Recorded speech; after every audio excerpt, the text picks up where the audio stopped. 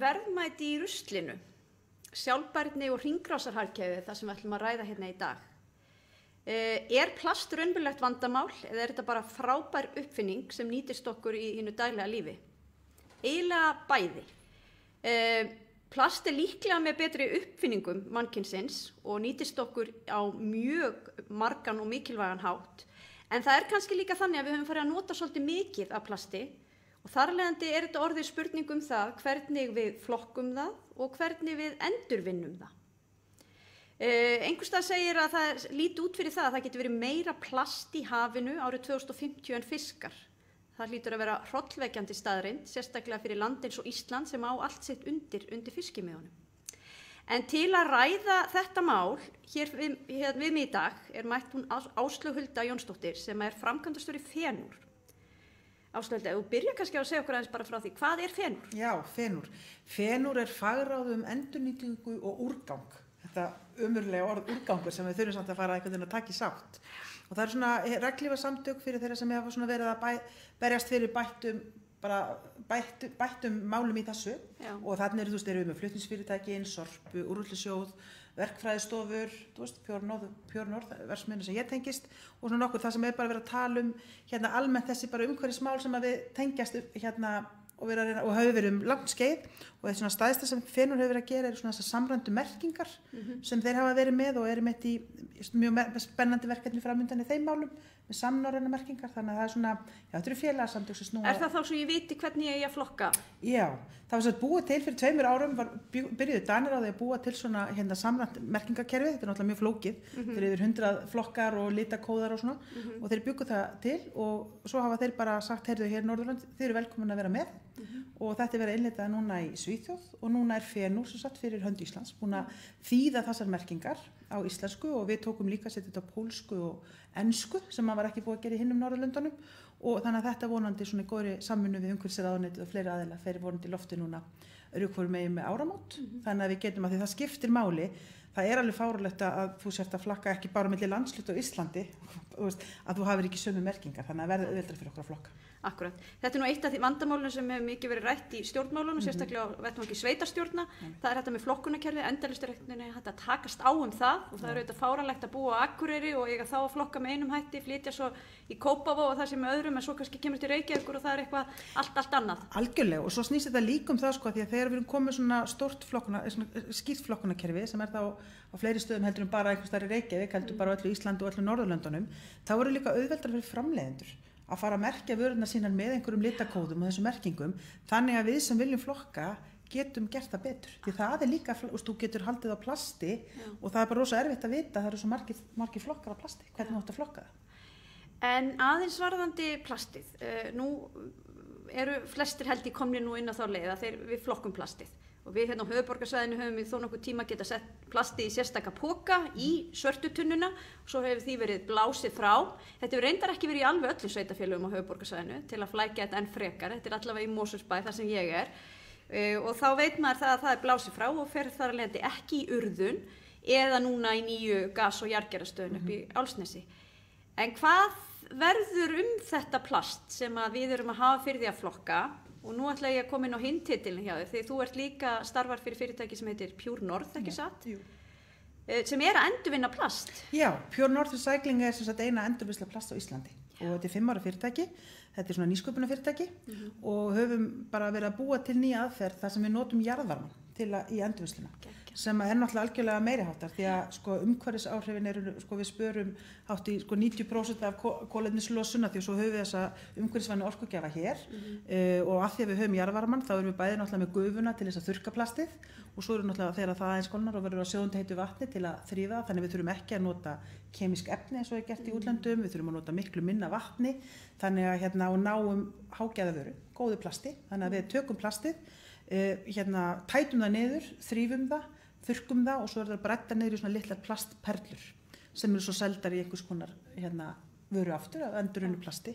Þannig að það mikill gangur og það sem kannski við höfum verið að einbeita okkur að svona fyrirtæki byrjað að megna því sem við tökum heyrúlluplastið sem við sjáum hér allar sveitir og fer þá í þennan farveg og síðan höfum við verið að fara að taka lengur og erum komin í miklu fleiri plastflokka í dag, plasttegundir og erum til dæmis fórum á stað í mjög stórt verkefni sem við kallum þjóðþrif í byrjun árs þess við fengum svona 10 mjög burðug fyrirtæki til að koma með okkur að tryggja allt það plast sem endurvinnanlegt og fellur til hjá þeim, komi í endurvinnslu til okkar, þannig við séum að tryggja þessa hringrás og að verðmætasköpunin verði hér og þetta sé gert með bestu mögulegum hætti því að það okkur vantar oft í þessum umhverfismálum almennt, okkur vantar farvegin, að vilja allir gera betur og það alveg sama hvort það sé atvinnulífið eða einstaklingar, það bara að þau vantar farvegin. Já, en það nú svolítið verið rætt á þeim vettvangi sem ég þekki til að við skulum ekki segja vandamálið, en verkefni sé mitt svolítið mikið fyrirtækin. Við erum komið með einhverja leiði fyrir heimilin, en fyrirtækin þau vilja held ég mörg hver, ef ekki öll,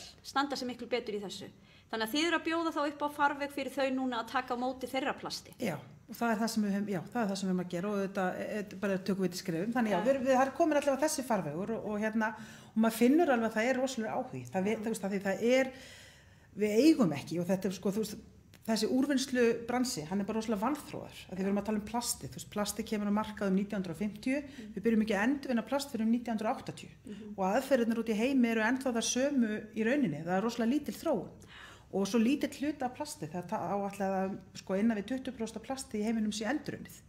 Og það er svo, það hefur bara verið svo langt skeið að við og bara Vesturlönd og miklu fleiri höfum bara tekið plast okkar, drastlinn okkar öllu, ruslinu, pakkaði saman, sent úr landi og bara bless og nú erum við hrein. Og þetta er rosa alvarlegt og og það eru 3 ár síðan að Kína til dæmis bara lokaði fyrir það að taka við öllu óunnum úrgangi, svo bara stopp. Og það bara fyllist, það bara Evrópa og aðrir fyllt, þá sáum við svo vel hvert allt þetta drasl var að fara og þetta því miður jókst bara vandamáli í Malasíu og Vietnam og öðrum löndum þar í kring, þannig að við verðum bara, ef við erum svo þjóðir svo Ísland, erum ekki til fyrirmyndar í þessum málum, hver þá? Og við eigum langt í land, við getum gert miklu betur og þessi orð sem að sögum fyrst orðið fróða, hringrásarhagkerfi, sjálfbærni, það bara skiptir máli. Og líka að sko plastið og bara annað rusl eða úrgangur, þetta eru verðmæti. Ef við fyrir að hugsa þetta sem afurðir, þá verða, við eigum að búa þessi verðmæti til hér, af því það hefur bæði, þetta eru fjármunir og þetta er líka bara umhverfislega skiptir svo miklu máli. En út af því þú segir þetta eru verðmæti, þetta eru raunveruleg verðmæti, en það er samt sem á staðan að við erum að senda mest af þessum verðmætum úr landi. Já. Við erum að selja, held ég, bæði plast og pappír mestmegnis til Svíþjóðar, ef ég man rétt, það var allavega á þeim tíma sem ég var þarna að fylgjast með sveitarstjórnarmálum. Mér skilst að þar sé þetta mestmegnis sett í brennslur til þá húshitunar, sem eru þetta umhverfisvænna, kannski heldur einhver önnur leið til að hita þar sem fólk er ekki heppið og við að hafa jarðvarmann. En við hljótum samt að þurfa að reikna sko kolefnisspori við það að við erum nú að fá megnið þessu plasti inn í landi okkar, notum það í örskama stund, flokkum það og sendum það svo aftur úr landi. Kolefnisspori við það miða við það svo að geta gert þetta hérna heima og þú nefnir einmitt lykilatriði hjá ykkur, þið eru í rauninni nýsköpunarfyrirtæki. Er ekki bara bullandi tækifæri fyrir nýsköpun í þessum geira? Og það held ég að sé einmitt, sko, að því ef við ætlum að fá útkomuna 5, þá getum við ekki alltaf sagt hvað er 2+2. Og við verðum að búa til þess að hlutinni breytist, það þarf bara nýsköpun.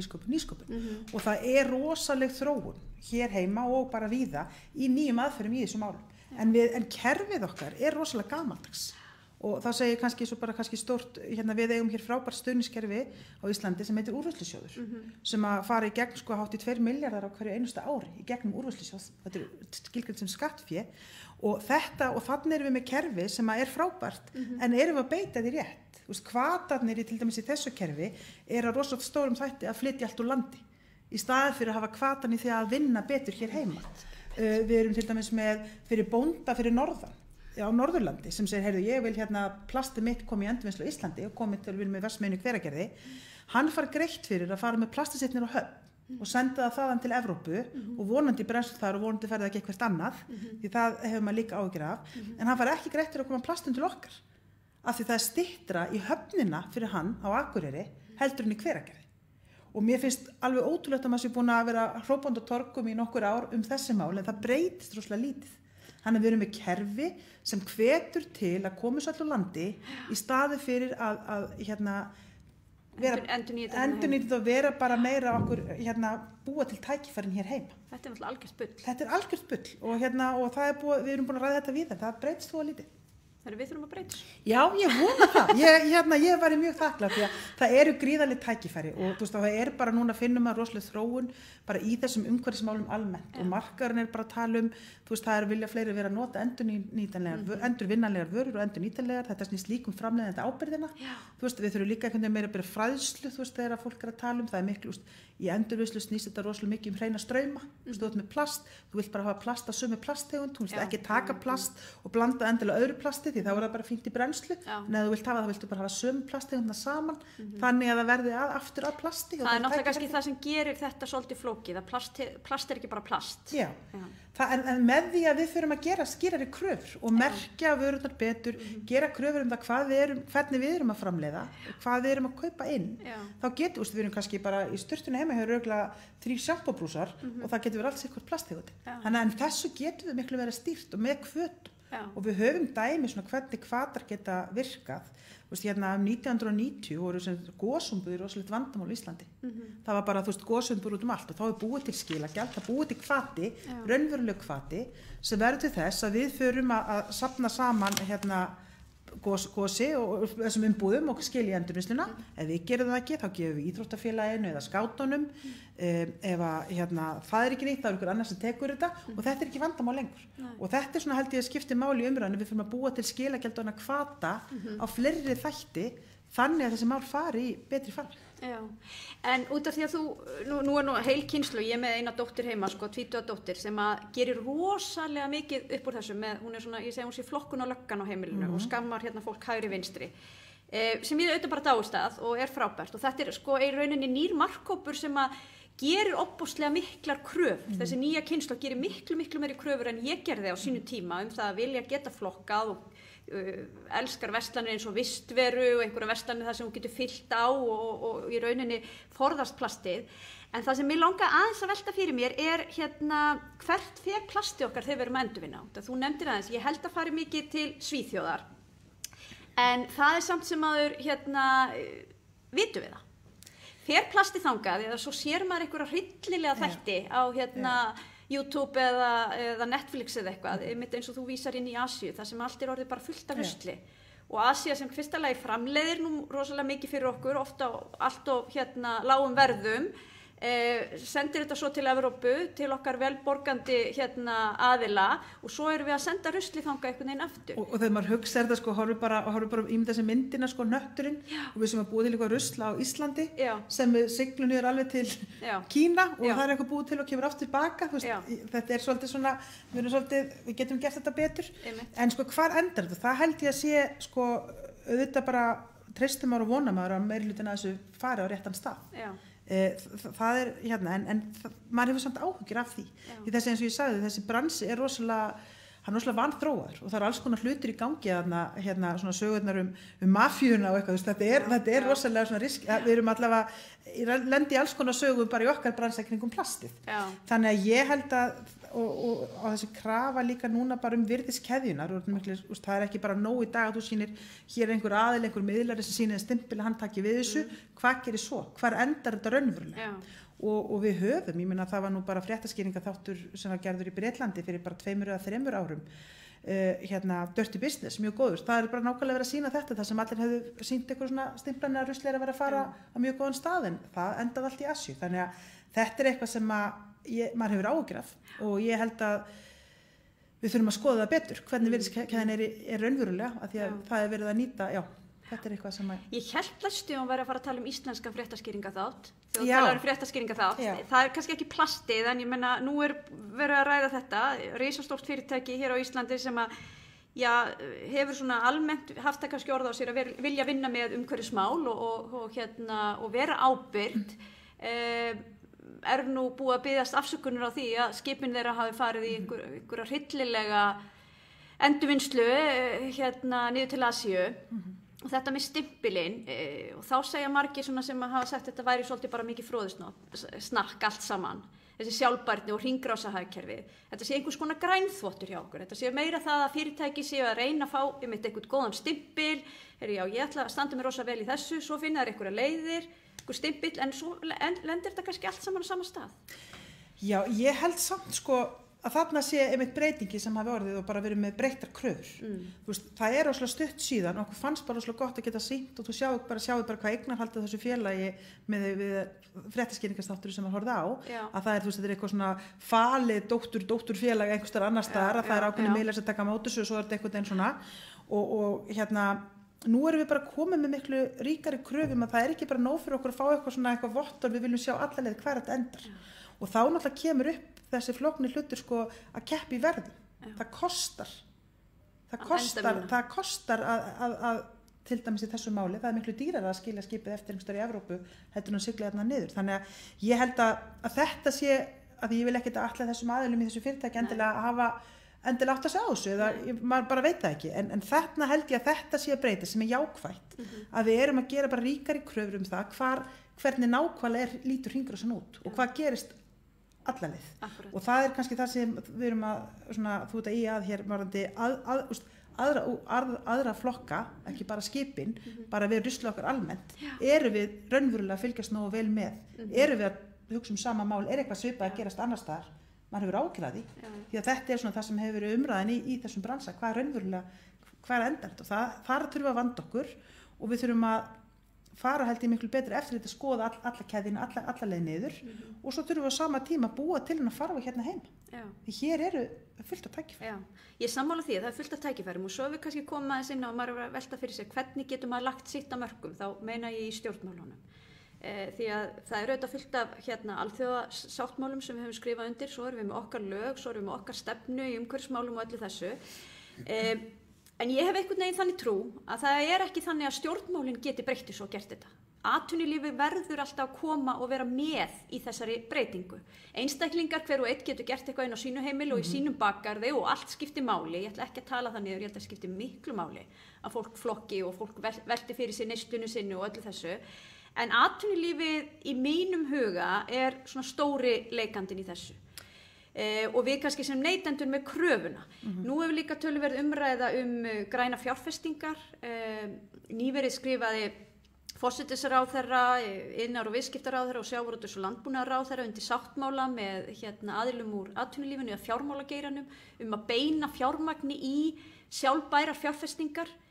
Hefurðu trú á þessu? Finnst þér þetta mikilvægt? Sko, ég veit ekki hvar ég var að byrja. Fyrstulega tölum á þessum pólitíkina. Því hér erum við með, þú veist, við erum okkar stefnu ríkisstjórnar, ráðherra, við erum hluta einhverju alþjóðlegu samstarfi, stefnurnar, allt hljómar rosalega vel. Lúkkar rosalega vel á pappír. Lúkkar rosalega vel, en ég segi bara, við erum hér, ég er hér að berjast með Pure North Recycling, endurvinnslu hérna á Íslandi. Það er engin opinber styrkur sem hefur komið. Ef við værum með verksmiðju í Noregi, hefði 50% af fjárfestingunni okkar verið greitt tilbaka. Við höfum sótt tæknitrónusjóð, við erum bara verksmiðja, við erum ekki eitthvað app. Höfum ekki verið fengið framgangu þar, þannig að við höfum þurft að berja svolítið ekki með stuðningi ríkisins. Jú, við fáum náttúrulega greitt að hluta til úrvinnslusjóði, en það er mikið stapp að því að það er kerfi sem að spila svolítið með það að senda allt úr landi í staðan fyrir að ýta undir íslenska endurvinnslu, þannig að þar erum við með mikla fjármuni sem mér finnst ekki verið að nýta rétt og ekki samræmi við stefnu stjórnvalda. Þannig að mér finnst það eitt að þar var þetta að gera miklu betur. Varðandi atvinnulífið, vissulega, og það er mikil umræða til dæmis í kringum fenur þetta fagráð og svona hvar er kostnaðurinn að lenda, hver er að greiða fyrir þetta. Og menn hafa verið með þar tölur svona hver þáttaka atvinnulífsins er til dæmis í úrgangsmálum á Íslandi miðað við annars staðar og hér telja menn að vera mjög lága, hvað er raunin að leggja til. Og mér finnst líka að vanta... Hvað meinur það? Kostnaður fyrir fyrirtæki á Íslandi að losa sig við úrgang sem minni hér heldur en erlendis? Já, víða. Og það er eitthvað sem við þurfum að ræða og það því við höfum þetta kerfi til þess að við eigum að hvetja, kerfið að vera hvetjandi til að gera betur og þeir sem er að gera verð, þeir eru að bara borga meira. Alveg svo bara umræðin urðunarskott og annað, en við getum tekið þetta miklu lengra. Þú veist, það til dæmis að því ég virðist verið með úrvinnslusjóð á heilanum, en það til dæmis, ég meina það fjármunni sem fari hann er það sem er greitt við þú að flytja inn ákveðnar vörur. Þú veist, ég meina það er alls konar aðilar sem er að fara fram hjá þessu kerfi Það alls konar sem við þurfum að ræða í þessu samhengi, þannig að þeir sem að gera vel í umhverfismálum fái hvata, þeir sem gera illa, þeir borga meira. Ég held að það sé það sem við þurfum að, þannig tækifæri til endurskoðunar, en mér finnst ekki vanta vilja hjá atvinnulífinu til að gera betur, af því að við sjáum það líka, það er bara góður business að vera umhverfisvænn. Neytandinn, ég meina börnin okkar, þeir bara hugsa svona og meiri sé að ég og þú, þó við séum miðaldra konur maður er bara að byrja að hugsa miklu frekar, það verður bara að vera fókusur, því ég held að fyrirtæki sem er ekki að hugsa umhverfismál, þau getur bara að loka búlunni sko. Já, ég er sammála því. Og það er rosalega gaman að sjá bæði hvað viðskiptaráð, samtök atvinnulífsins og samtök iðnaðarins hafa tekið þetta upp á sínum ársfundum og nákvæmlega þetta, ég minnist þess að hafa verið á fundinum varðandi sjávarútveginn, þar sem þeir segja að þetta er bara stóra málið.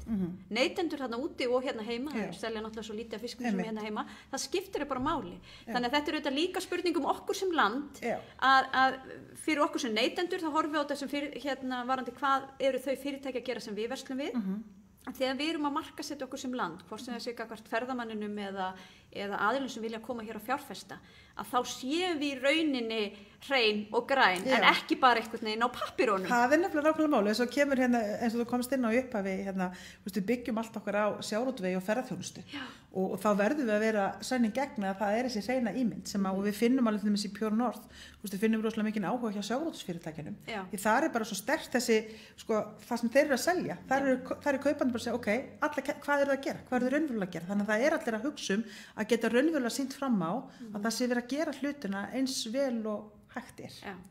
Og það á að vera markmiði hjá okkur öllum og þar held ég að við getum öll gert betur. Og ég meina, talandi um einstaklingana, að ég er nú hann í pólitíkinni í Garðabæ, ég finn að íbúarnir vilja ganga miklu lengra, þeir vilja flokka miklu meira, akkur eru ekki komin, það var 2020, akkur get ég ekki sem flokka ofsalega mikið, bara verið með einhverja vikt og að voga á ruslatunnu minni og ef ég er að henda minna, borga minna, en sá sem bara flokkar ekki neitt og hendur svo allir tunnuna. Akkur eru, hversu gamaldags er það að koma hérna með stóra trukka inn í öll hverfin hérna, við þurfum að fara að hugsa þetta upp á nýtt. Nákvæmlega út og kemur þennan punkt og það var nú verið að tala um úrvinnsluskatt og það var nú ekki úrvinnsluskatt, urðunarskatt segi ég, sem að er í grunninn, eins og segir góð hugmynd, að sá borgar sem að veldur kostnaðinum, en vegna þess að við höfum ekki kerfi fyrir það, þá gengur það ekki upp. En út á nefni þá, þú ert nú líka bæjarfulltrúi inn í Garðabæ og við reynum nú að vera aðeins á björtu nótunum, svona síðustu mínútunum. Það er nú ýmislegt gott sem er gert. Ég sammála því að þú ert alveg búin að selja með þá hugmynd að við þurfum að taka þetta með úrvinnslusjóð upp út af því að við þurfum auðvitað aðlaga kerfið að því sem er í dag og ýta undir nýsköpun hér á landi. En nú er verið að opna gas- og jarðgerastöð upp í Álfsnesi og ég held að flestir þarna úti þekki bara gas- og jarðgerastöð sem eitthvað klúður sem kosta ógeðslega mikla peninga og hljóta að vera ógeðslega mikið vitleysa. En svona svo því sé til haga haldið að þá höfum við verið að urða sorpið okkar, heimilissorpið í stærstum hluta, það sem ekki hefur þá verið sendt til Svíþjóðar, hefur verið bara grafið ofan í jörðina. Og ég veit að þú hefur komið þarna upp í Álfsnes og ég veit að það var rosalega mikil vakning fyrir mig þegar ég var bæjarfulltrúi á sínu tíma og Álfsnes er nú bara í bakgarðinum í Mosfellsbæ og þar höfum við haft miklar skoðanir á þessu því það er vond lykt af rusli, það er bara þannig, þegar rusli fer að úldna þá kemur vond lykt, þannig að við viljum, enginn vill hafa það í bakgarðinu sínu, en að sjá magnið af ruslinu okkar og hvernig þetta þjappað saman, plast og alls konar dót og svo er þetta bara bakkað og sett hún í jörðina. Það sem við erum þá allavega komið núna er þessi gas- og jarðgerastöð og það er tækni, þó hún hafi nú kostað meira og einhverju vilja meina hún sé úrelt og aðrir ekki og svona, að þá allavega erum við ekki að fara þessa leið, þannig að nú erum við að fara að hætta urða. Hvað segir mér? Ég finn fyrir kröfunni líka sem íbúi í Mosfellsbæ og að íbúar í Garðabæ, Mosfellsbæ, alls þarna gera meiri kröfu til hins opinbera þegar kemur að þessu endurvinnslumálum. En ertu ekki sammála mér við nú að gera töluvert rétt í þessum efnum? Jú, algjörlega. Ég meina, þetta var mjög mikilvægt, og ég er alveg sammála fyrir réttirnar af þessu hafa náttúrulega bara verið því þetta var framkvæmd sem var ekki nú vel haldið utanum og það er ýmislegt þarna sem á gagnrýna, en eftir situr og þannig komin gæja, eins og hann kölluð, sem að bara skiptir mjög miklu máli bara fyrir Íslands samfélag. Já, við getum tekið loftslagsmálin, því að útblástur vegna rusl hefur verið mikið mál, þannig erum við að skera þannig. Og tölurnar þar, þegar maður skoða þær í alþjóðlegu samhengi, það skammast maður sín. Þegar maður trúir alltaf svona, þetta er það sem gerist, við erum bara með svo mikið land, við erum svo fá á stóru landi og höfum bara ekki gert þetta nógu vel. Þannig að þetta er ótrúlega mikilvægur áfangi og þetta er mikið mannvirki og það er alveg áhugavert að koma þarna upp yfir. En það svo margt annað sem við getum gert og við þurfum bara einhvern veginn að passa við séum að við flokkun skiptir máli, rosalega miklu máli, en það ekki til eins að flokka ef farvegurinn svo ekki góður, eins og best verður á kosið og þar getum við gert betur. Og við getum líka það sem, og ég meina það verður alltaf þannig að við munum senda eitthvað úr landi. Það enginn að segja að við séum bara ekkert fara úr landi, en við þurfum þá að vera alveg 100% vissum að allt sem fyrir frá okkur fari í besta mögulega farveg erlendis. Og það það sem að ég vona að við tryggjum og förum betur yfir. Og ég held líka mig langar rosalega að við séum að hugsa þessa meiri hvata, bæði fyrir atvinnulífið og einstaklingana, að því ég held að það sé, sko, peningar, money talk, sko, þú veist, það hefur bara þessi áhrif að leiða þarft að fara að borga eitthvað og svo annað sem við höfum ekki tíma til að tala annað, það sjávarútvegurinn, þú veist, þeir eru með sér kerfi framhjá, þú veist, þeir hafa verið að gera rosalega vel, en það margt sem við höfum líka ræða þar. Þannig að þú veist, það bara allt undir. Sjávarútvegurinn hefur náttúrulega lagt mikla áherslu á sem er bláa hagkerfið og þetta skiptir rosalega miklu máli á þeim marka og þar þetta orðið ofboðslega skýrt. En hvatarnir segiru, þannig að þú ert í rauninni að segja að það mikið pláss fyrir svona hægri stefnu þegar kemur umhverfismálum. Sko, algjörlega. Ég að hvetja til hvata og það sem er líka annað, ég veit nákvæmlega þetta, sko það sem verðum líka að passa að sko við erum með Sorpu, risastórt byggðasamlag, mikilvægt, en það má heldur ekki gleypa allt undir sig, sko. Við verðum líka að hafa pláss fyrir einkaframtaki því þar nýsköpun, þar gerist hlutirnir og þar eru miklu meiri verðmæti, þannig við þurfum líka eins og það hefur stundum gleymst og maður svona hvar einkaframtakið og hvar hið opinbera, því að ég allavega í grunninn og veit að við erum sammála hér í þessu húsi að þar trúum við að mestu vöxtur og mestu framfæraðna verði þegar einkaaðilarnir fá að þess að breyta sig og skapa. Akkurat, þetta mikilvægur punktur sem kemur inn á og þú kveikir náttúrulega í mér, ég hef náttúrulega stundum talað fyrir því að þegar verið að tala yfirfærslu verkefna milli ríkis og sveitafélaga þá nú ofta verið að tala þannig að sveitafélögin vilji taka við fleiri verkefnum frá ríkinu. Ég hef sagt að þetta sé eitt af því sem eigi að senda aftur til ríkisins, það það úrvinnslu og sorpmálin. Það auðvitað þannig í flestu sveitafélögum að þá það einkaaðili sem kemur og hirðir sorpið, það reyndar ekki svoleiðis inn í Reykjavík. Þar það starfsmenn Reykjavíkurborgar. En sveitafélögin hér á höfuðborgarsvæðinu hafa verið að berjast við að koma upp gæju með miklum tilkostnaði, óðbóðslegum tilkostnaði og við eigum ekki í rauninni brennslustöð hér á landi, það til ein á Suðurnesjum sem samt mjög takmörkuð og þannig að frá því að ég byrja að taka þátt í sveitarstjórnarmálum hefur verið að tala um það að vinna með þessu og hinu sorpsamlaginu og ótrúlega mikil orka fari í það, þannig að ég nú stundu sagt, ríki á bara að taka þetta yfir. Ég veit ekki hvort sem sammálum því. Sko alltaf þegar kemur yfirfærslu verkefna milli ríkis og sveitafélaga fæ ég svona, þú veist, því að reynsla okkar í sveitafélögunum ekkert rosalega frábæra að taka við verkefnum frá ríkinu. Nei, nú ég að tala um í hina áttina. Það er kannski bara gott að skilja einhverju tilbaka. Ég hef í rauninni, það sem ég veist bara skipta máli að þessi mál þróast hraðar og það verði bara fleiri möguleikar og meiri gróska í þessu mál og þetta hefur verið svona, það eru gríðarlega fjármunir sem fara í úrgangsmál, rosalega mikil og þetta hefur rosalega áhrif á allt talum umhverfismál, sjálfbærni, hringrás og hagkerfi og allt þetta, en mér hefur fundist áhugin oft vera lítill og það það sem ég vona, þannig ég held að ríki sveitafélög þau eru allir að taka þátt í þessu, einstaklingar og atvinnulífi því að það bara við eigum gríðarlega mikið undir, þetta skiptir ótrúlega miklu máli. Tegundi það og það ekkert rosalega spennandi oft að tala um sorp og rusl, en það samt fullt af spennandi hlutum í þessu. Þetta staðurinn til að vera á, sko, ég allavega alveg tjúluð í þessu alla daga, mér finnst þetta ótrúlega skemmtilegt. Áslauga, takk kærlega fyrir að vera hérna með mér og ræða þessi mikilvægu mál og ég held að við eigum margt eftir órætt ennþá, en kannski ekki síst þurfum að gera ýmislegt. Við erum að gera ýmislegt gott og vel og við erum stöðugt að bæta okkur í þessum efnum og það verður stórt skref þegar við hættum að urða upp í Álfsnesi og setjum allan úrgangin okkar í einhvern annan umhverfisvænni farveg. En ég held að sé líka mikilvægi þetta sem hún kemur inn á. Við þurfum að ýta undir það að atvinnulífi geti komið í auknum mæli að þessum málum. Nýsköpun eigi sér stað og að við leyfum henni blómstra hér á landi. Algjörlega, ég sé bara amen. Takk fyrir mig. Takk kærlega fyrir komuna.